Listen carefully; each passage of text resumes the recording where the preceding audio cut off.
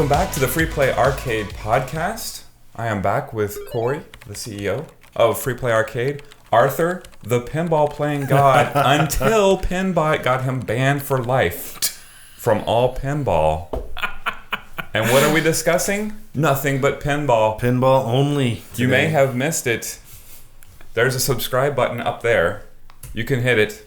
And there's probably over here somewhere the previous episode. You can get caught up on our 5 hour, how long was it? I think we're at hour 12. We're at hour 3 of 7 of our pinball podcasting.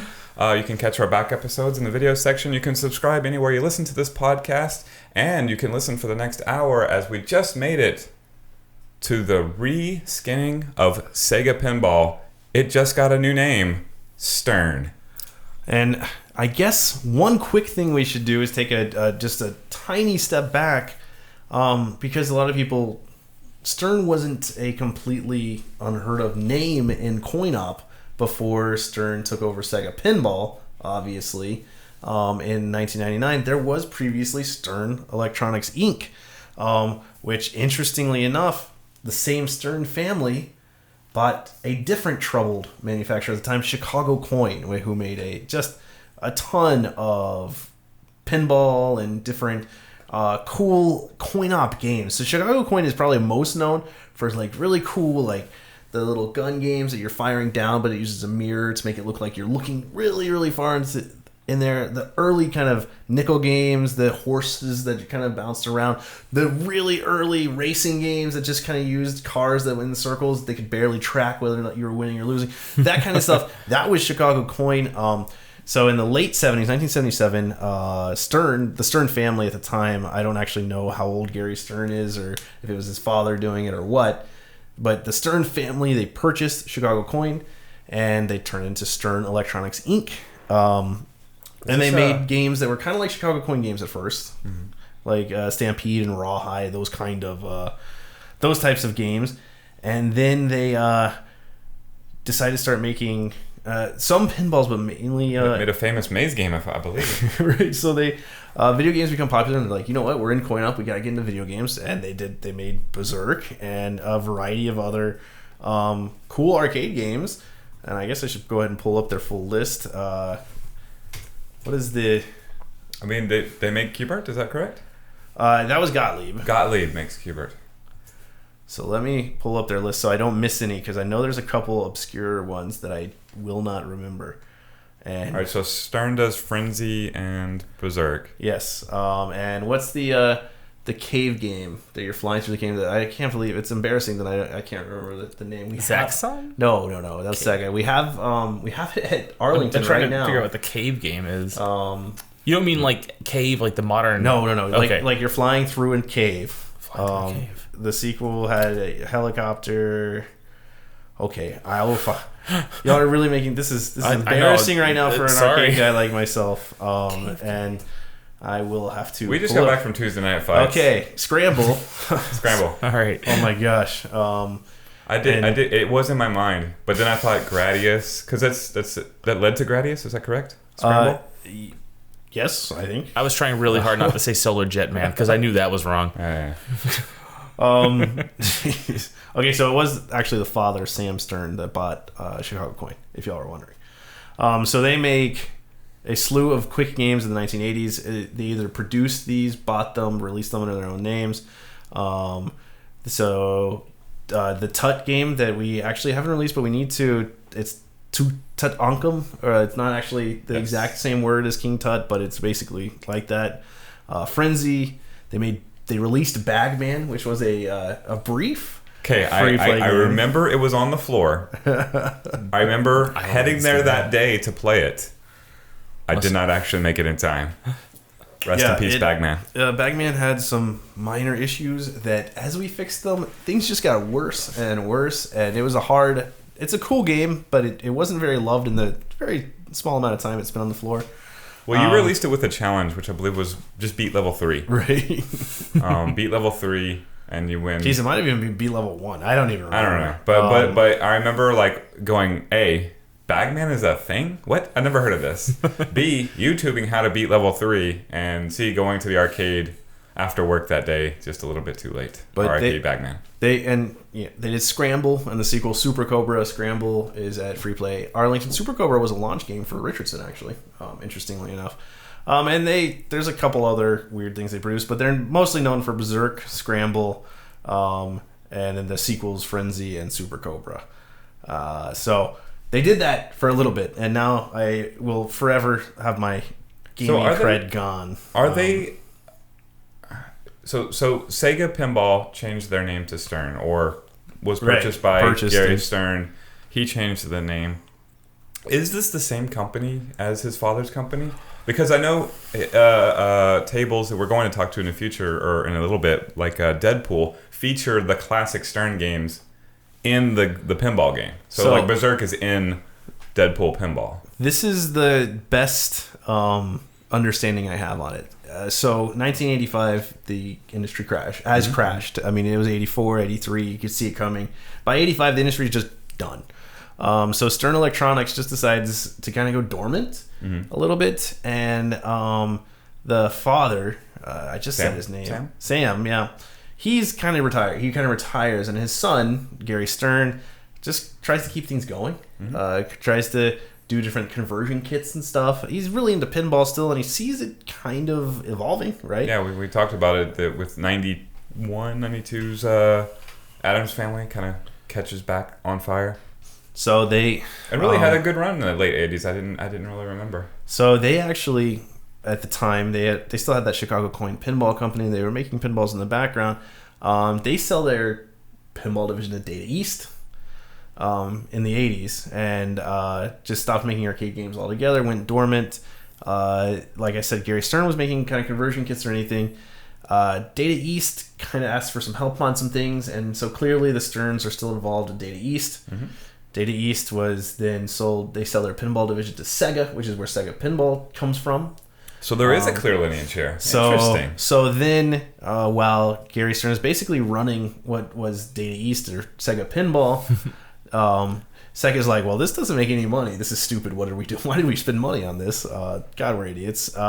Gary Stern's like, why don't you just sell it to me for like nothing? And I'm sure that's what happened. I don't know the details. I have no real knowledge of this transaction when I was a teenager. But and this was in 98? Yeah. Remember, as is always the policy on our Free Play Arcade podcast, all clarifications should be emailed directly to arthur@freeplayinc.com. Yes, please. Thank you.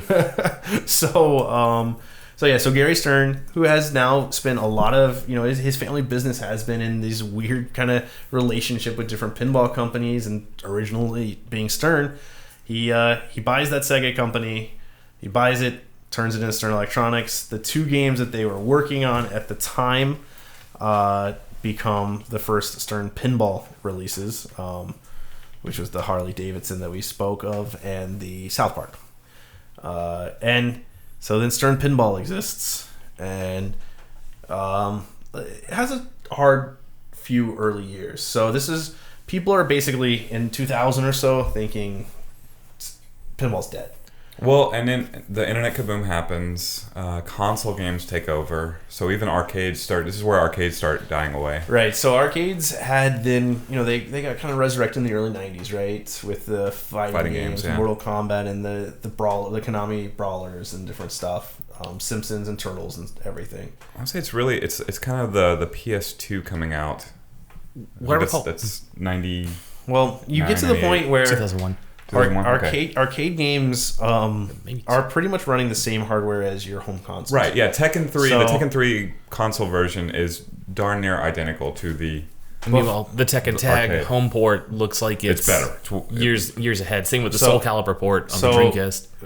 That kind of causes a problem for arcades, because before that, you played the best games at the arcades. Yes. Like, if you compare, for example, Turtles versus anything that was released in that area, goodness, the arcade, NES, Turtles. You're like, gosh, like the NES is the diet version of it. It's just not at all the same experience.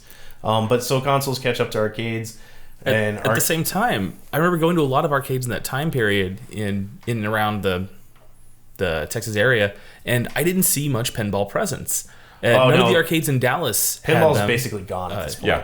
The arcades in Austin or Houston that went to had any pinball. So it was. pinball was still maybe one in a bar occasionally, but it's like gone. Yeah, I don't recall any in the 2000 any pinball really. Where you might have had it before. Now you had really, really big rhythm games taking up that same space. Right, that's true. The tilts and the cyber zones and those kind of things. Those and were Dave dying and Buster's, right you didn't have pinballs. They didn't have pinball. Yeah, I was the GameWorks, the GameWorks Sega pinball, turning into Stern arcade, I guess.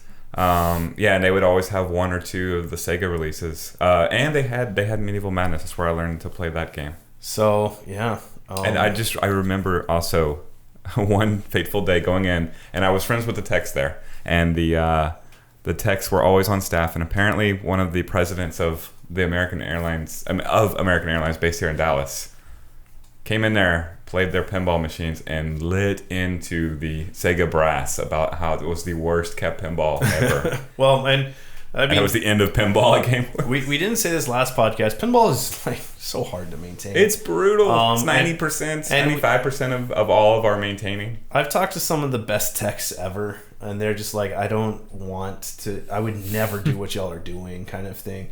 It's a constant struggle for us because we operate an arcade where you can play as much pinball as you want. There are some free play arcades that open like us, and very quickly we're like, you know what? We're charging $2 per pinball game. We don't care. It's the only way to survive.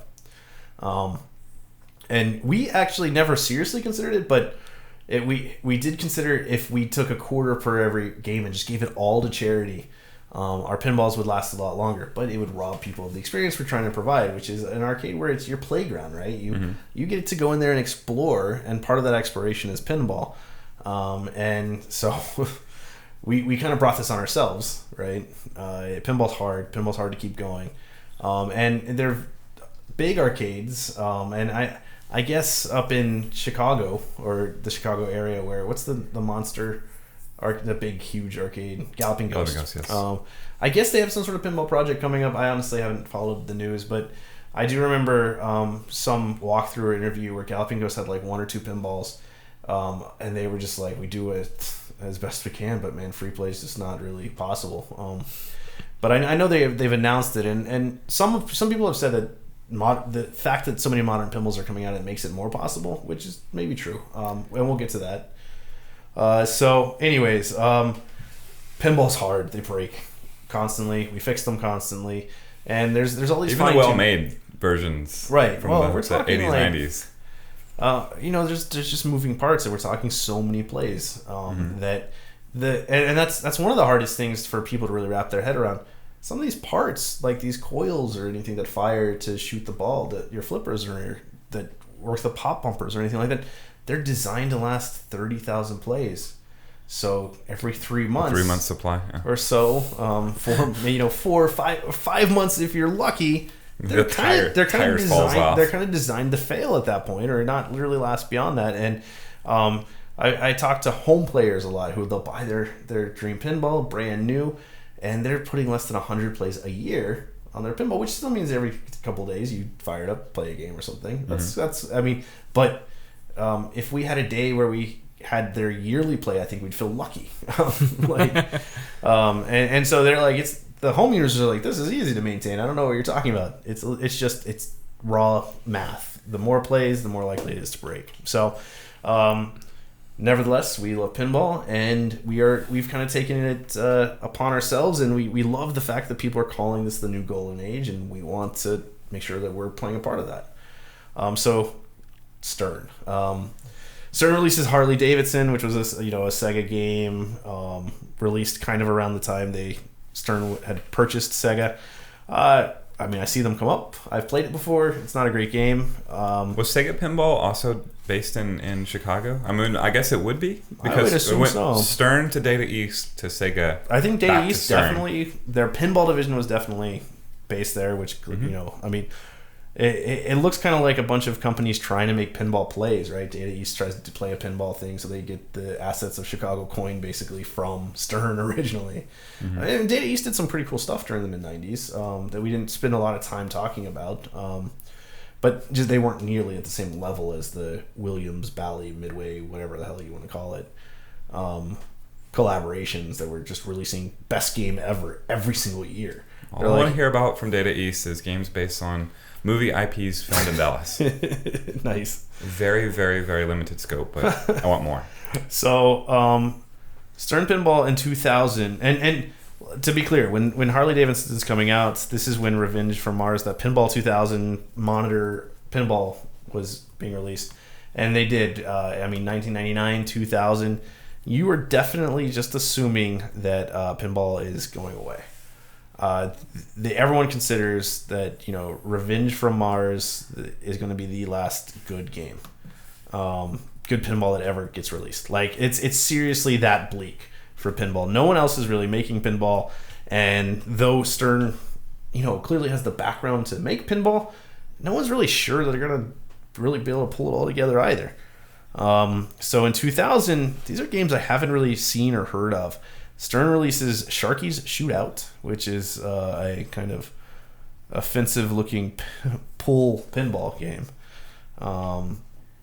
And they released Striker Extreme, which I guess is a soccer game, maybe? No, it's based on a Mortal Kombat character and his beach volleyball career. So Striker Extreme is released on the same hardware that Sega and Stern were using. We have to be clear that it was the official early 2000s spelling of extreme with the X.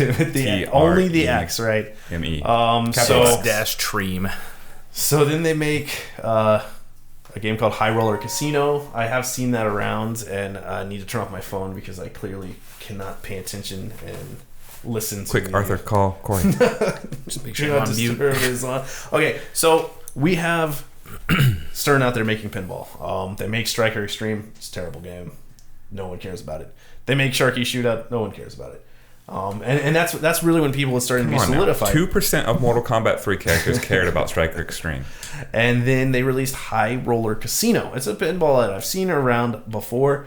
Again, kind of a forgettable launch. And now we're getting toward the end of 2001. And Stern finally does something that you're going to see them doing a lot of in the years to come. They get some licenses, some intellectual property licenses to make some pinballs with. And so out come Austin Powers. In 2001? 2001. Feels like they just missed that by a little bit. Yeah. 2001. Yes, that was kind of toward the end of the Austin Powers time. And then they license and they work with a company called Pat Lawler Design, owned and run by the famous Pat Lawler.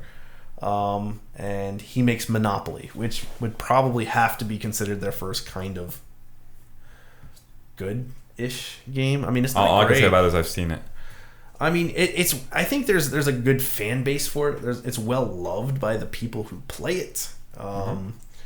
So I was just pulling up the ratings. It's not. Let's see here.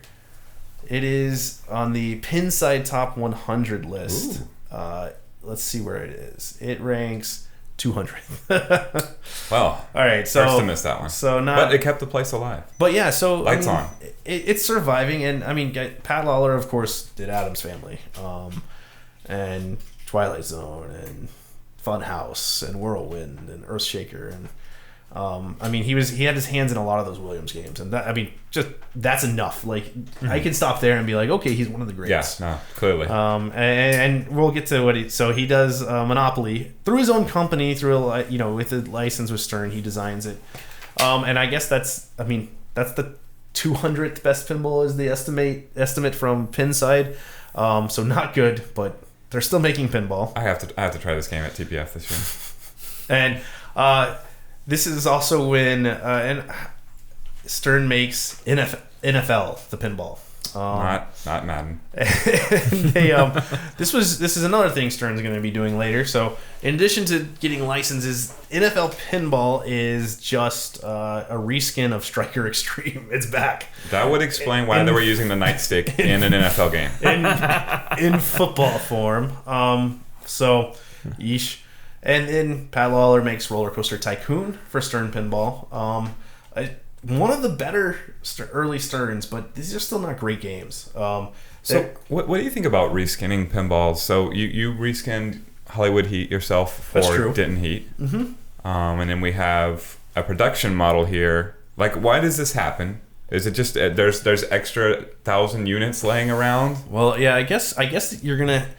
It would be like, why is it trying to cheat the design? Like, we don't want to design a new game? So designing pinball is not easy, right? You have to make certainly even if it's not a great game, a lot of work still had to go into it. Stern's going to prove that it is in fact very easy. So, I mean, like when you're reskinning a classic pinball that failed for something that didn't have to do really with the game design, for example, Hollywood Heat. Like Hollywood Heat, that's kind of you trying to give a pinball that was reasonably okay a second chance. Stern, what we'll see, and it's the same case here with Striker Extreme becoming NFL. It's really cheap and easy, and if you pair it with a license that you think is going to do better than the previous one, you don't really have to make the game better because you know an NFL pinball table is going to sell okay. So I mean that's exactly what they do. They stock up on these components. I mean, there's no way that Striker Shootout or Striker Extreme was ever going to be a success. I mean, that's not. I mean, it wasn't a good pinball, and it wasn't. So wasn't a license that a lot of people in America were interested If in. they would have named it after Sindel, it would have been just fine. So then I mean, Roller Coaster Tycoon, Pat Lawler cranks that one out. Pat Lawler is basically the only one making reasonable pinball at the time. I don't necessarily love that pinball, but it is. Where's Steve at this point?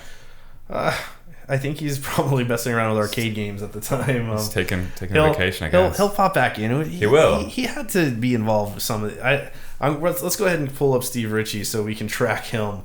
I mean, I like Steve Ritchie. He's great. Made some of my favorites, and I think though he's all completely known, I still think he's underrated. So it looks like Steve Ritchie also forms his own little company, kind of like Pat Lawler did. So there's Pat Lawler Designs, Steve Ritchie forms Steve Ritchie Productions. And so they both get some licensing with Stern to make games, and he's about to come in. So we'll keep an eye on that too. So Stern releases one of the most annoying pinballs that keeps popping up, Stern Playboy. The problem with Playboy is like there was a time where Playboy was a little bit more higher, not as trashy as it was in the 2000s. I don't really know how to say it.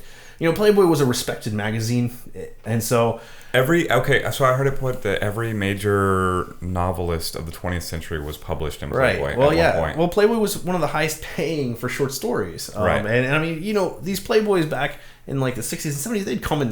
They were really thick. This was a ton of content that wasn't just what they were, you know, super well known for. It was a true lifestyle magazine. Yeah, I remember seeing clips of their somewhat well respected show in the 60s, I think, with frequent special guests that would go on to other wonderful things like Bill Cosby. And there was a 1978 Playboy pinball that was kind of like a absolute goal for any bar to have at the back. That's right. I have seen this. It wasn't insulting. It was just like kind of like, wow, this is a kind of classy looking Playboy pin. And to the extent I would find that at the back of the bar, I would think nothing negative. I'd be like, wow, that's kind of cool to see that.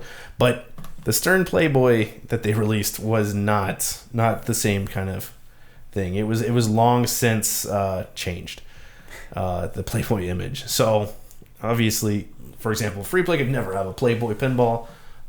You just wait till you see what Stern's going to reskin Playboy pinball as in 2 years. And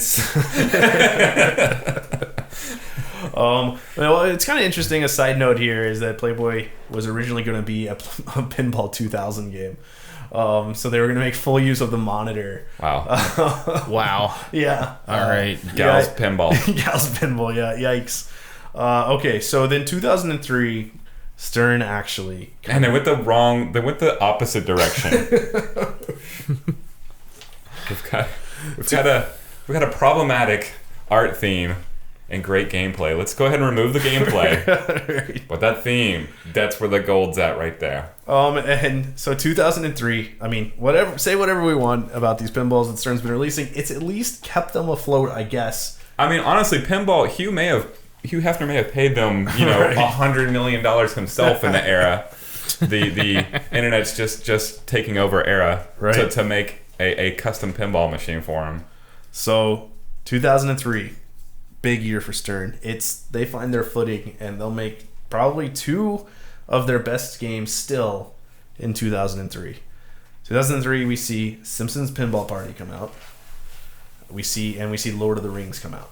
I still have not played Lord of the Rings. Lord of the Rings will be launched by us relatively soon. I mean, in the coming weeks. Is Simpsons Pinball Party the first Simpsons pinball game? No, there's a Data East from the mid-90s. Yeah, because I remember one. I was like, that doesn't... No, Simpsons Pinball Party was a really good game. Really good use of the theme. Really good pinball. And sandwiched between these two, really great. I mean, because Simpsons Pinball Party, I think, is universally considered, a top 25, top 30, and many people would put it in their top 10. It only kind of gets hit because of the theme, because not everyone wants to hear like dope and stuff right. while they're playing pinball. And then Lord of the Rings, Lord of the Rings is considered by many to be the best pinball ever. Is it Simpsons Pinball Party? Is it newer than Family Guy Pinball? No, can't be. No, Family Guy started about that. Family Guy is going to come out in a few years. Gotcha. So Simpsons Pinball Party was kind of like Sega. So I've experienced them in the reverse order, because we got it on the floor after we got Family Guy, and I was like, oh no, I hope it's not like Family Guy. And no, it's not like Family Guy. Which Simpsons do we have out? Do we have the old one or the new one? Pinball Party. Okay, we have this one. Yeah, I vaguely remember the old one from when I was junior high or something. And I remember the new one from last Monday. Right. Yeah. Right. I'm not sure which one's which. Simpsons Pinball Party is really good. So if you're like, this is really good, you're probably playing Pinball Party. It's got something I never really see, which is you hit the drop targets on the right side of the play field, and then there's an exposed or a newly exposed catch. What's that called? Where it catches the ball like this. Oh. But anyway, you catch it there, and that's how you trigger the lock. Is the old pinball game good? Not really. Okay. I mean, there's plenty of people that would love to have it in their house and everything, but it's not really in the same level as Pinball Party. And so, sandwiched between these, though, Steve Ritchie pops back up with his Steve Ritchie Productions, making a kind of forgettable but interesting follow-up, Terminator 3: Rise of the Machines. Definitely never played it. The pinball. You just hit the endoskeleton over and over again to score billions of points. If I remember correctly, I've played this more than I can remember. There was something interesting where you had like a ball up in the back, kind of like fast break, where you did something to like the Terminator. I don't know. It was a Terminator 3 license, which wasn't exactly a great license, because it wasn't exactly a great movie. Right, the movie wasn't well loved at all. So disappointing. But Lord of the Rings also comes out in 2003. One of the deepest and most well loved pinballs of all time. And it was an instant classic on release. And it took people a few years, but it's generally now recognized on that same level as like the Attack from Mars, Twilight Zone, Medieval Madness, Lord of the Rings level. And I see it in almost every private collection that I get treated to. And when someone invites me over and they have 12 pinball machines, Lord of the Rings is always among them. So that was, 2003 was a good year for Stern.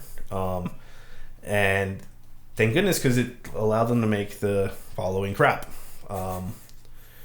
They then made Ripley's Believe It or Not. That's a Pat Lawler designs game. You could tell they're trying to capture that kind of Twilight Zone, or kind of a unique theming where it's something everyone kind of knows, and you can play with that a lot, right? Believe it or not, it was terrible. I've played this pinball. I don't know if people get mad at me for calling it terrible, but no, it was not good.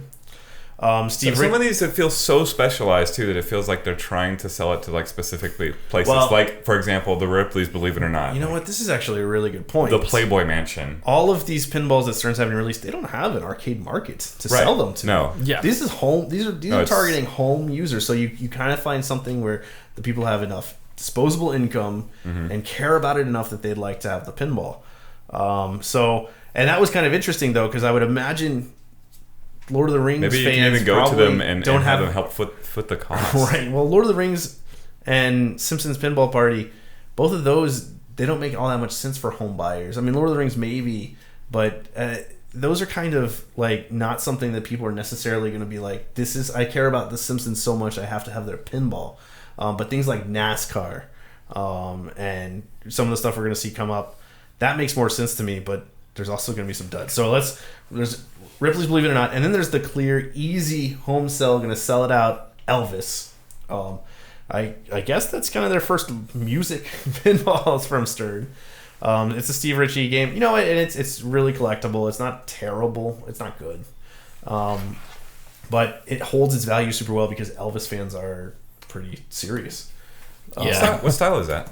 Is that? I mean, it's a Stern table, so I'm modern, guessing it's probably exactly the same. It's before they started their little retro thing that we'll get to. Never mind. It's exactly the same as the others on the list. So, and right now we're still at the point. This is Stern's existing in a world by themselves. Mm-hmm. There's no real competition. There will be people that will pop up and say that they're going to make pinball, but they will never actually do it. And I can't imagine Stern's making much money at this point either. So Stern, after Elvis, they drop the great The Sopranos.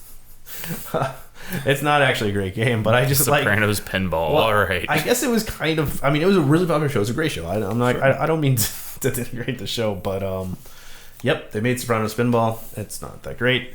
They then made a huge seller that I think is Pat Lawler's maybe lowest point. I don't know. That might be too. I don't mean to. Anyways, he made NASCAR. I think that's a really, really bad pinball table. And they sell. Okay, I have an important question about NASCAR pinball, which I have not played. Is there a supercharger ramp? I do know. I don't want to hear about it then. Right. Well, what you do want to hear about is the reskin that followed up NASCAR, which was just called of Getaway to High Speed. It was called Dell Jr. It was a different version of NASCAR. So, and this was one of another controversial Stern move. 8 or 88. Or did they reskin it with an extra 8? Stern then Dell Jr. was their very first limited edition kind of version. Ooh. Yeah, this is when I'm really gonna go off the rails. Stern, this limited edition thing is gonna get more and more controversial and weird. Yeah. Because Stern is going to and frustrating for players at various times decide, our limited editions are just gonna be they're gonna have more toys, they're gonna be, higher end versions of the same pinball, and then other games they're gonna be it's gonna be a totally different game because we're gonna include elements that the other versions don't have. Right. You have tables, and I haven't played too many different versions of different tables, but I certainly have people come in and play a game like AC/DC at Free Play Arlington and be like, well, I've played it over at this house and this house, and it's a 100% different table. There's another table in the table. Right, Lucy. This game is not even the same. So yeah, AC/DC is really controversial because it's weird too because it has these really interesting vocal supporters on which version they prefer. But it never should be that way. The same game should be the same game. If you buy Halo 3 Legendary Edition, you get the Spartan helmet. It has nothing to do with playing Halo 3, right? I don't disagree. So AC/DC, I think both versions are actually really good. And I don't even care which one I prefer because I don't like the fact that these two versions exist. Right. But yeah, so one has a drop play field, Lucy they've made a bunch of different versions of this game, and it's caused kind of mayhem in the community where people are it's either this or this, and the next person will be like, no, this version's better because it has better flow and you don't have that crappy thing that's right. Yeah, and the Super Turbo scene that we travel around for, they have to play on CRTs, on CPS2s, and you have to use the Japanese board, not the American board. Right. We have a standard, but beyond the region that it was released in, there is a clear this is the version that you play. Yes. Not PS4, not an LCD screen. Japanese versus LCD, Japanese versus American versions that bugs me. I wish that they'd been the same game. But for example, Star Wars 2017, which version do you play? Do you play the one with the ramp that you catch the ball in the Death Star, or is it a loop shot? They both came out at the same time. They're both the Star Wars 2017. They both have essentially the same play style. Well, and yeah, Stern, it feels like that they just keep kind of changing based on which version they're about to release their opinion on this. They'll be like, no, it's all going to be the same game. We're just going to deck out the premiums, and then and they're like, that's how it should be. And then the next version, they're like, no, premium should get you something super cool and special. So that's how it's going to be on this one. And it feels like no consistency. Yeah, it feels like they just kind of whatever they're doing right then. So, anyways, Dell Jr. was the first kind of premium thing that they did.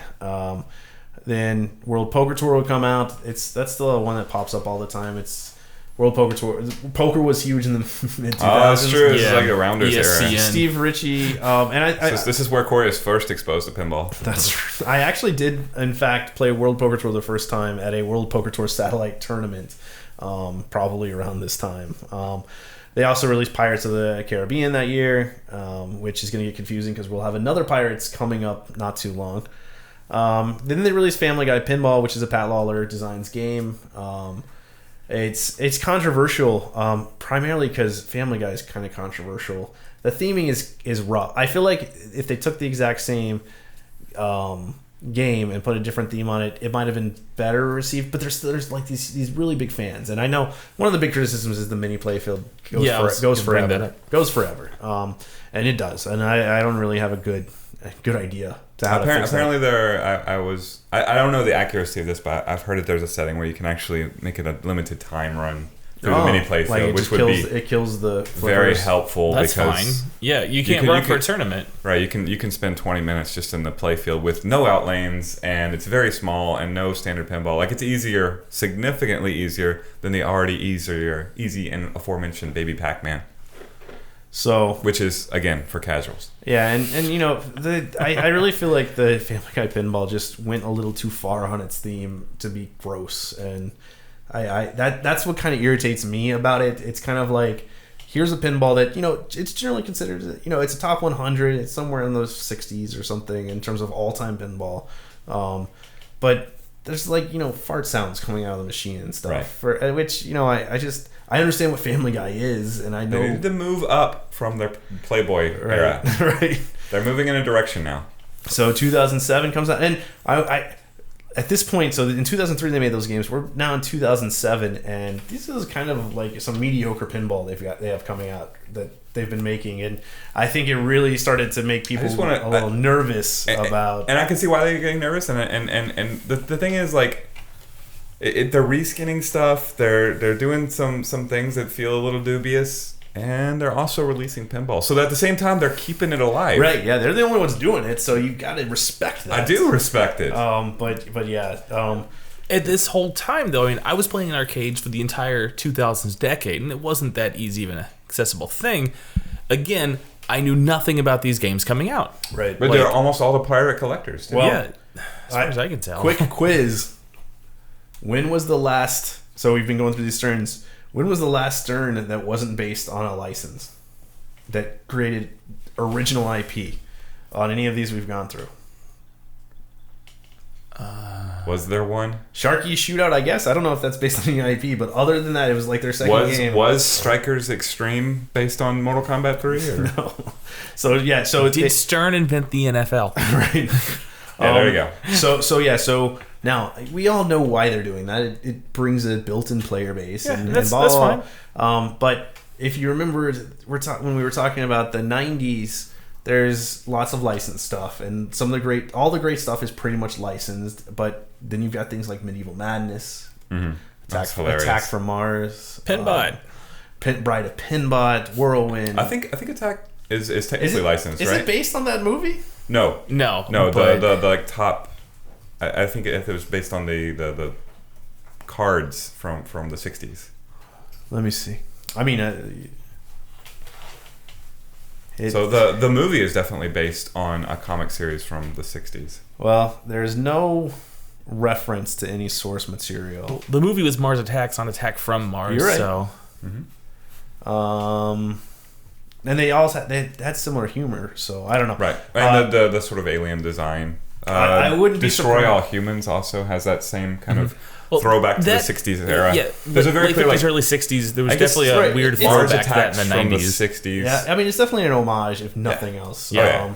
But, I mean, think about all those great games. They don't have baked-in licenses. And the other interesting thing is, and I always think about this, Addams Family was a great movie, right? But people were playing Addams Family because of the license. It was kind of just because it was a great game.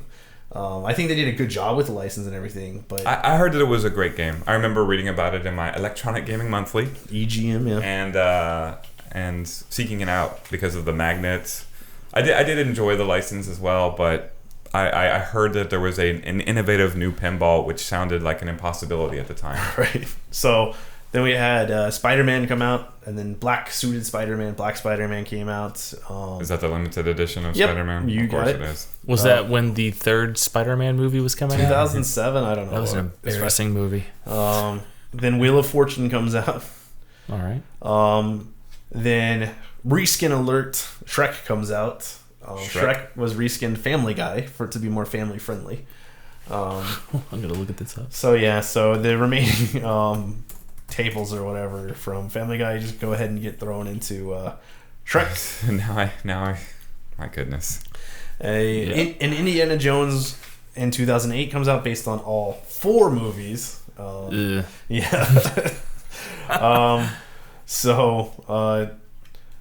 A Batman comes out.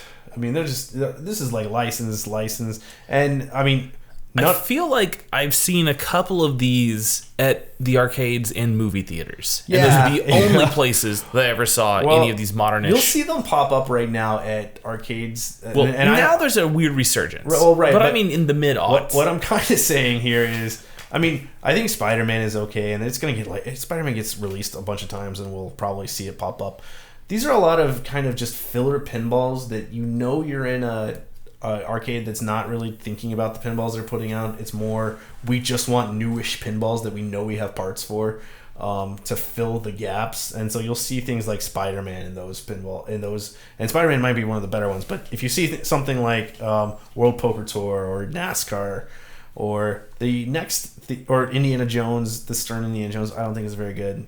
I didn't like it. Batman, and then of course the all-time hit CSI: The Pinball Game. This is my favorite pinball machine. I had no idea. That I've never heard of before just now. Of Pat Lawler Designs. Why don't we have this on the floor at all 3 locations and in the office? Because the follow-up by Stern is even better. 24, The Pinball Game.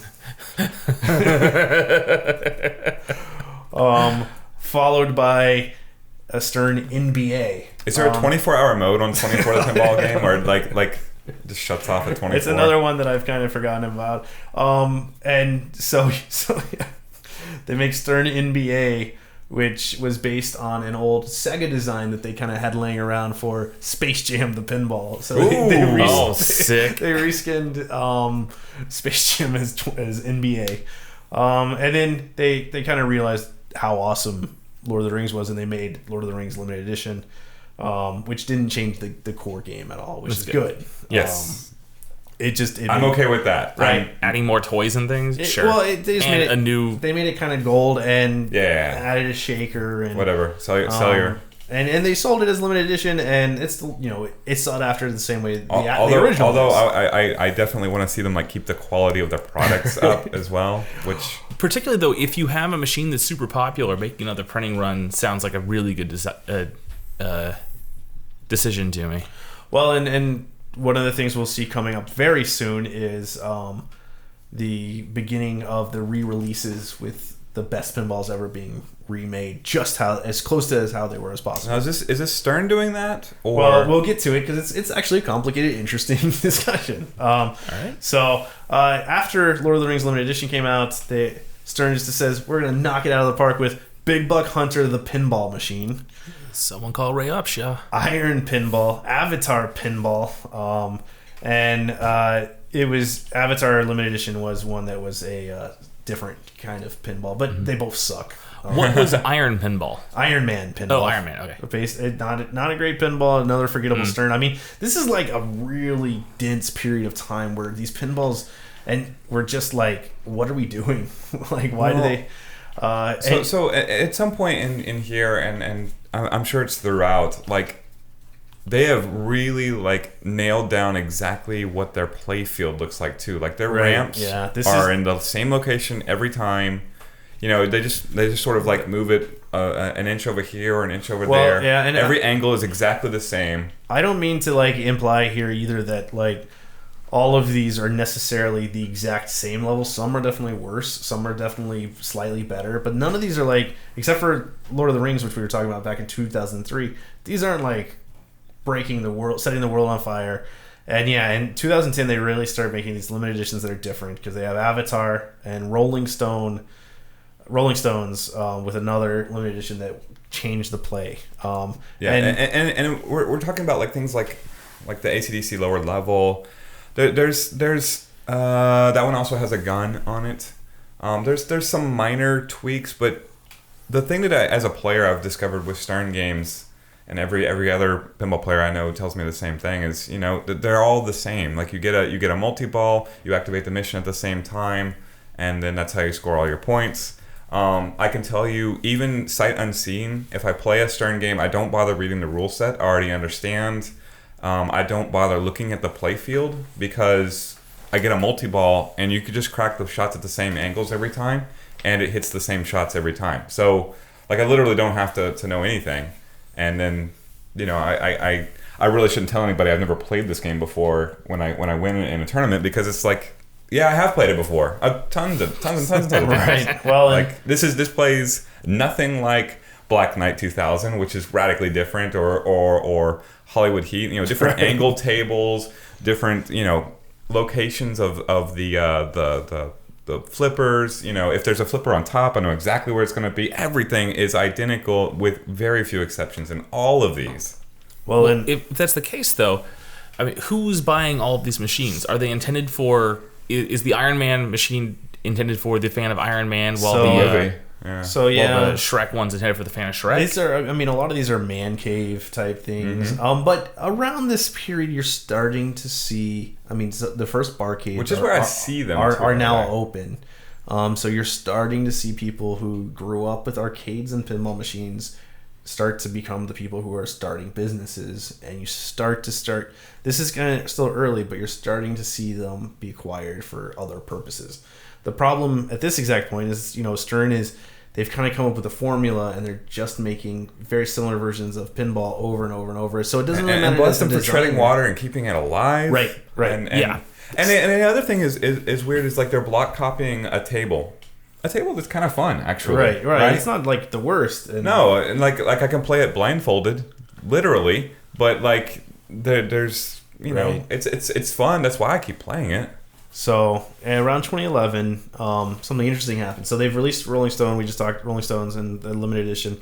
So we've been talking about this, and around this time, Jersey Jack Pinball announces that they're coming. Mm-hmm. A second American, and they announced, "Hey, we've got funding. We're coming for it. We're coming," and it's basically like a gauntlet thrown down for Stern. That Stern has been treading water so long, and this is probably a good point on what competition does. They think, "Geez, there's a market. Stern exists. They're selling these things. We're gonna make good pinball." That's what Jersey Jack is saying. They're saying, "I don't think Stern is gonna ever get what they need to do." Here comes Jersey Jack. So 2011, they make the announcement. And then Stern releases Tron and Tron LE. Another thing where you don't even, like, everyone who bought the Tron standard desperately had to try to make it look like an LE or change it to be an LE. Mm-hmm. Whereas was it a different game or just like cool LEDs in places? They're just slightly different. They've tweaked LE and it's better in every way. And so Tron LE was kind of interesting because it was a great theme, right? Tron is, you could just reuse Tron. They use the fiber lights on those ramps. Yeah, those are super cool. Only on the LE version. And it became like this gorgeous, amazing pinball. And I think it was the first LE that like sold out the day they announced it or something like that. And Tron LE has now become, there's lots of really valuable pinballs. That's the one that has the homage to Pinbot with the gate to drop. That must be what they were doing. But Tron LE is now, a lot of people have spoken about this, probably the most valuable pinball in the world. Really? They made 400 of them. There's no reason to believe that Stern's going to get the rights to do a re-release. And they could always do a reskin. Right. But Tron LE is, I think is a good game. It's a fun game. It's fast and interesting, but it's not like people would necessarily buy it if it was reskinned.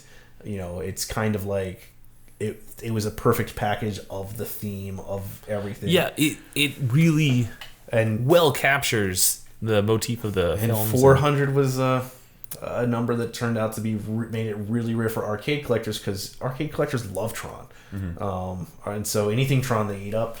And fortunately, we have what I think is the best Tron LE that's ever existed, at least the most loaded, and what I believe to be the most valuable Tron LE. With the small working Tron in the middle. Right. The Tron arcade game. It does have that. It's at Free Play Arlington. Playable for $10. So don't pay $20,000. Come pay $10 and play it for as much as you like. It's pretty awesome.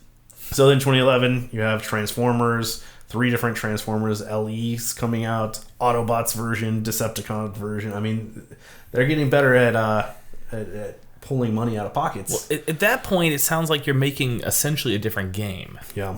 In many of the cases. Yeah. So then they released AC/DC, which was really actually quite loved when it came out. And again, just a year before AC/DC comes out, Jersey Jack says we're coming, and all of a sudden you see quality at Stern start to go up. Oh, that's good. So AC/DC comes out. For. AC/DC is well loved, and their original premiums, I guess, didn't add that weird other thing. I think that's going to come with the Lucy version. I don't know that for sure. I'm not a Stern expert, but so AC/DC comes out, and people are like, "Whoa, that's pretty good." X-Men comes out, and everyone's like, "Oh, whoops, never mind." They released X-Men. No one really cares about it. It pops up every once in a while. Same with Avengers. Which version of X-Men is this one based off of? Whatever was coming out in 2012, I'm sure. First which unfortunately has to release right against Avengers, which isn't a good game or anything. But you have X-Men and Avengers come out. 2013, people get pretty pumped. Metallica comes out, which is a well loved. So what you're saying pinball. Is Stern has spent a better part of a decade releasing pinballs exclusively for Ray Upshaw. Pretty much. The X-Men pinball game at least looks to be, from the glimpse I'm taking right here, like 90s comic styling. Exclusively for Ray Upshaw. So Wolverine's the yellow spandex, not the leather. 2013 we're talking about, and we now have another manufacturer that's actually made a pinball. Jersey Jack has released now Wizard of Oz, which was interesting. People like it still.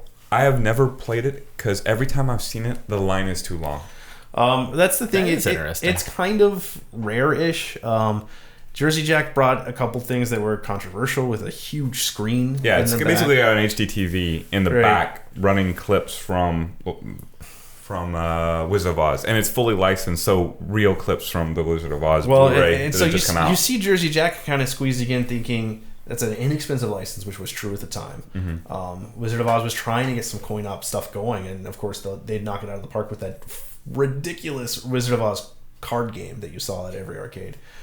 Became one of the most profitable games ever, coin-op games ever. But they also, Jersey Jack signs Wizard of Oz, gets the license or whatever, and releases the pinball. And it's a good pinball. It's not like I didn't actually think it was the best ever or anything like that. Someday I'll get to play it. But it's fine. But what it really is it's better than a lot of just like the generic Sterns that had been coming out, and it's different. So people are like, yes, something good is happening. So Jersey Jack is now there, and so Stern keeps going. They released Star Trek, Steve Ritchie game, really cool. And this is the point where I actually rediscovered pinball thanks to Texas Pinball Festival. It was briefly before Free Play opened, and I hadn't seen much like Arthur here. I hadn't seen pinball in the wild in forever. And then I went to TPF. They have all these pinball machines, including Star Trek, which I liked. Which I did get to play because it was everywhere, because Stern had them all over the place. And then there was that one Wizard of Oz that I never could even get near. I always wanted to play it, and then everybody told me the exact same thing. They aren't available in public anywhere. Right. You have to be a private collector or know a private collector. So then my mission became, and was still at the point that I started going to Free Play Arcade, meet private collectors so that I could please play Wizard of Oz. A mission I still have not accomplished. Nice. Give your life an interesting heading, Chris. Yeah. So, they released Star Trek. That was actually, really well loved. It's a fun game. It does well. It's a fun game. Again, it's one of those ones you can just play blindfolded. It has almost the identical feel of the one that you had already mentioned, Star Trek: The Next Generation. Right, yeah, it's heavily definitely inspired by that. well, and yes, Or reskinned. it's not, I mean, it's not a reskin. It's like a redesign. Yeah. But yes, so Star Trek LE comes out same year Stern releases Mustang, which is kind of one of the garbage Stern games that pops up a lot because Stern was making a lot of these games at this point. Walking Dead comes out, which is whatever. Walking Dead is kind of... I think they got the art package really good on Walking Dead. I don't know if it's a good pinball, but it sure is ridiculous. I believe someone had one where the plunger was a zombie head. Right, yeah. I mean... I don't think ours has that, but No. I thought... Well, there's a lot of basically homebrew mods of this game. Yeah, Walking Dead is one of the most modded that I've seen. Tron has a lot of mods, and a lot of these now, there's a big, huge aftermarket, but Walking Dead, yeah, people have just completely tweaked every aspect of it. WrestleMania comes out, not the greatest. Kiss comes out, not the greatest. Game of Thrones comes out. Game of Thrones, a lot of people criticize this kind of trying to capture that Lord of the Rings feel while being bad. And I mean, it's not a game we have, and I haven't really sought after it. Sounds like Ripley's Believe It or Not relation to Twilight Zone. Right.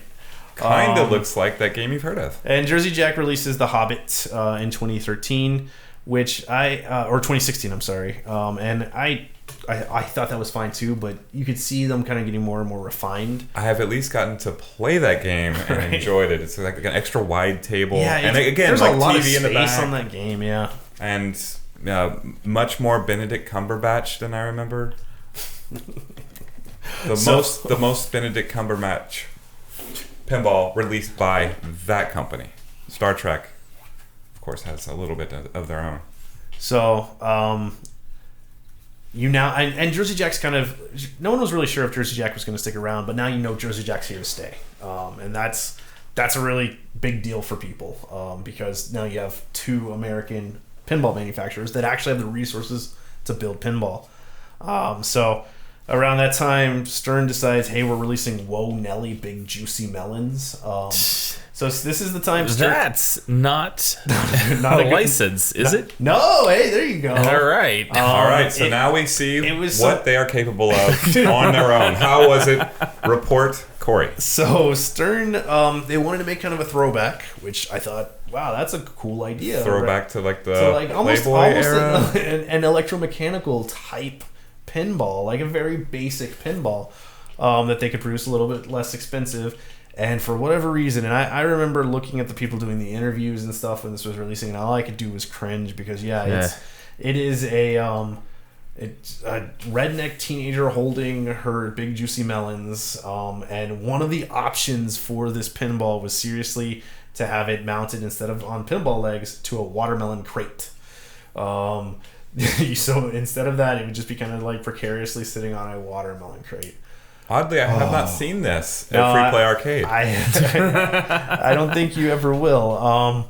And the other thing was, it also wasn't good. Like it what a shame. Shocked. It didn't feel like a good throwback. It didn't have the same feeling. It just makes you feel kind of dirty. So we'll keep an eye on this kind of lineage of Sterns as they move forward because they thought it was going to be a hit. They bought a lot of parts for it, so we'll see it popping back up. So Spider-Man Vault Edition comes out in 2016 and was better. It was good, but it's they called it Vault Edition, but it like changed a lot of the game. New playfield. So I mean that's pinball. That's right? a new game. And around this time, Stern is picking up a lot of like publicity. Like people are talking about them a lot, and they get the Ghostbusters license, and it's not for the new Ghostbusters. It's to make an original Ghostbusters pinball. People were really excited about it. It came out. I remember when we did the launch party for the Richardson. This was before we really knew what the heck we were going to do with pinball because this is just 2016. Right. We haven't even we've been first modern pinball that even appeared. Right. Yeah, and we weren't sure we were going to buy it, but we thought the reception was good. I didn't actually. I was kind of on the fence about the game, which I'm still kind of on the fence about Ghostbusters Pinball, whether or not it was even worth making. I can't even give you a good opinion on the table because it is so very generic to everything else. Like Star Trek, when I went to TPF that time, was the first of these very very clear like this is what Stern is doing, blueprints, and then there is nothing that makes that game stand out for me at all. So yeah, and I don't even know. It is a game that they made. It is a game that they made, yeah. And of course, I also kind of like the IP. I related to the license a lot more than a lot of the stuff they'd made previously. So that kind of connection to me is like an 80s retro arcade. So that was actually the first time I made an inquiry to start maybe purchasing a Stern table. Didn't really make it far, and kind of thought it was. My biggest thing at the time was there was all these all-time classics that we hadn't featured yet, because we had Addams Family on the floor at that point and a bunch of good pinballs, but we'd never done anything modern. So then there was all these great ones like Medieval Madness that we hadn't just put out yet. So they would follow that up with Batman 66, which I feel like they're still updating, and it's aged a lot better than when it first came out. Are they really still updating it? I had an update not even that long ago. So Batman 66 comes out and it's like a throwback to the old Batman TV show. And I think a lot of pinball people were kind of like thought it was lame at first in terms of playing. And I feel like it's kind of come around since they've been updating the code. I think if you keep making a game better, that makes it more fun sometimes. So. It's very notably down this list. But it again, Batman 66, Ghostbusters, they are new games and they just feel exactly the same. Like I can't tell you I've looked at the rules of the game, yet I can play it fine. And around this time, a company called Chicago Gaming that was making kind of like supercades and licensed multicades, stuff like that, says we want to make some pinball games. And I guess we're gonna have to kind of start wrapping this section up. I don't know if we have enough pinball for another one, but we'll see how we chop it up. But Chicago Gaming decides, hey, we want to make the classics again, and they get the license to re-release Medieval Madness. Maybe the greatest table of all time. Right. Yeah. This is the reason. There's a reason they picked it. And at the time, Medieval Madnesses were selling for like $15,000 on the aftermarket. The originals. And that was at the time the record-breaking price. Medieval Madness was the most expensive pinball. And Chicago Gaming says, geez, if there are people who are willing to pay $15,000, we could probably build one and sell it for much less than that and still make money. So Chicago Gaming actually contracts with Stern to build a Medieval Madness. Chicago Gaming holds the license, but Stern is going to do the building. And Chicago Gaming makes a promise. They say, this is our only time we're going to deal with Stern. We're going to build our own production facility. And so Chicago Gaming has Stern make Medieval Madness. And Chicago Gaming, based on the sales, it's a massive success. And they made they controversially made 3 versions of it. One that was just like the classic, which is of course one that we have at Free Play, which is great. And we didn't, and it's a remake. Yeah, and then they made a bunch of things that were like modernizing it. They didn't really change the gameplay, but they put like bigger screens in it and stuff like that. We were just kind of like that. We didn't have any interest in that because we wanted. Yeah, I've seen because they would go on to make another remake. Yes, I've definitely seen the Monster Bash with its kind of like, I don't know, glazed over, like not quite dot matrixy screen. Yeah, we were really happy to not get into that. Yeah. Because we like the original. But the original looks great. And the remake looks great because it's a remake of the original and it's just fantastic. And I love that thing. Has anyone had any complaints? Well, it's not the originals. It's not the one I want to play. No. And in fact, no, because that's good. They were very faithful. Yes. And it's super, super good. We had a lot of people. I'm really thankful for this company who thought that it was an original, who owned the original, that came and they were like, I can't believe you put this out. I own one of the originals. And we were like, no, it's actually just not just. It's like $9,000 or $10,000, but it's a remake. And we were like, yeah, it's a remake. And they were like, wow. That is really, really good. That's a good quality product then. So, and I'm happy that that's happening. So yeah, and people were really skeptical because Chicago Gaming then did in fact go and build their own production facility, and that's kind of a spoiler probably for the next episode. We'll be talking the exact state of the modern pinball. Right now we have Jersey Jack Pinball. They're making pinballs, and we're gonna get to their newest one on the next podcast.